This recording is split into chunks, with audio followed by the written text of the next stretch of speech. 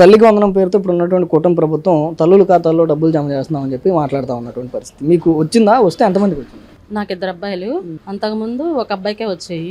ఇప్పుడు ఈ టీడీపీ వచ్చిన తర్వాత ఇద్దరికే వచ్చినాయి. 26,000 పడ్డాయి. 2 పిల్లలు అండి. 26,000 వచ్చినాయి మాకు. పిల్లలకి పుస్తకాలకి బ్యాగులకి దానికి ఉపయోగించుకున్నాం అండి. చంద్రబాబు రుణపడి ఉంటాం. ధన్యవాదాలు ఆయనకి. వచ్చిందండి, ఇద్దరికి వచ్చింది. మా పిల్లలిద్దరికి 13,000, 13,000, 26,000 వచ్చినాయి. బాగుందండి. అదే తారీఖు ఇస్తామని అన్నందుకు, మాట మీద నిలబడినందుకు మాకు చాలా సంతోషంగా ఉంది. ఈ ప్రభుత్వం ఇంకా డెవలప్ చేయాలి, మా పిల్లలకి ఇంకా కూడా చదువులో కూడా మెరుగుపరచాలని చెప్పి కోరుకుంటున్నాము. నాకు 3 పిల్లలు. నా ఖాతాలో 39,000 రూపాయలు పడ్డాయండి. ముగ్గురికి ఒకసారి నేను అనుకున్నా అంటే ఇది ముగ్గురికి ఒకసారి పడ్డాయంటే సాధ్యం అనుకున్నా కానీ నిజంగా చాలా గొప్ప విషయమే. చంద్రబాబు నాయుడు గారిని ఒకసారి అభినందించాలి.